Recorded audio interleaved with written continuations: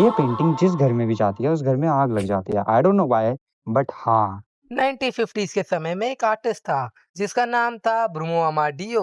उस बंदे ने 60 पेंटिंग्स बनाई थी और उनमें से एक पेंटिंग थी ये। अबे ये वाली नहीं, ये। Oh sorry. जिन जिन लोगों ने इस पेंटिंग को बाय किया और अपने घर में लगाया, उन लोगों के घर जल गए।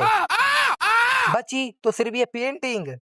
ऐसे हर एक उस घर का जलना जिसमें ये पेंटिंग है, वो बिल्कुल भी नॉर्मल नहीं है। और फायर फाइटर्स ने ये तक बताया।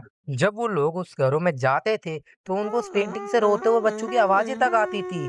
That is freaking creepy. और शायद से यही चीज कुछ लोगों को भी लगी, इसीलिए उन लोगों ने सारी पेंटिंग्स इकट्ठा करी और जला दी ताकि वो कर्स मिट जाए। वस्तानो वस्क वस्क वास वास्तु को तो हाँ। तो रुक भाई, मैं बोलता हूँ। एक बंदा अपने गार्डन में खुदाई कर रहा होता है, तभी उसे एक वास मिलता है और वास के साथ एक पेपर भी मिलता है और उस पेपर पे लिखा था, बी अवेयर दिस वास ब्रिंग्स अ डेथ। लेकिन वो बंदा इस चीज को फुली इग्नोर करता है और इसे ऑप्शंस में बेच देता है। लेकिन कुछ वीक्स के बाद उस बंदे की डेथ हो जाती है और उसकी भी जिनने ये वास खरीदा था। बिकॉज दैट इज वस्तानो वास्क। ये ऐसा वास्क है जो जिसके भी पास जाता है उस बंदे की डेथ हो जाती है। और अगर तुम ये सोच रहे हो कि मैं इस वास्क को कहीं फेंक दूंगा तो मैं बच जाऊंगा, यही चीज एक औरत ने भी सोची थी और उन्हें इस वास को अपनी विंडो से बाहर फेंक दिया था। लेकिन अगले दिन उसके नेबर्स ने ये वास उसे वापस कर दिया। जब वो इस वास को कहीं दूर छोड़ के आई तो ये वास अगले दिन उसके दरवाजे पे मिला। और ऐसे उनने कई अटेम्प्ट किए लेकिन ये वास दोबारा से रिटर्न आ जाता था। क्योंकि लोग मानते हैं ये वास जब तक उसके ओनर से दूर नहीं जाता, जब तक उसके ओनर की डेथ नहीं हो जाती।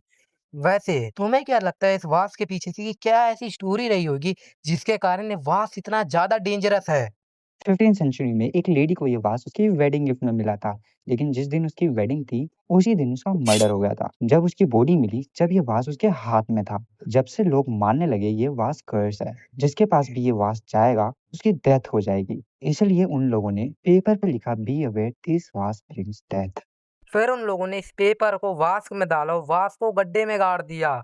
फिर उसके बाद तुम्हें पता है क्या हुआ? एक बंदे ने गड्ढा खोदा और इस वास्क को निकाला और बेच दिया। फिर उसके बाद ये मरा, वो भी मर गया। जब गवर्नमेंट को पता चला कि ये चीज इतनी डेंजरस है तो उन लोगों ने एक जगह पर इस वास्क को सील कर दिया और उसकी लोकेशन किसी को भी नहीं पता। और वहां पर बोर्ड लगे कि डू नॉट एंटर, दैट्स वास्क बिरिंग दैट। वैसे यही कुछ ऐसे कर्स ऑब्जेक्ट थे जो रियल लाइफ में एग्जिस्ट करते हैं। वैसे इनसे भी ज्यादा ऐसे कर्स ऑब्जेक्ट हैं जो इनसे भी ज्यादा हॉरिफाइंग और क्रेजी हैं। अगर तुम चाहते हो इस वीडियो को मैं पार्ट 2 बनाऊं तो लाइक एंड सब्सक्राइब और कमेंट में बता देना भैया।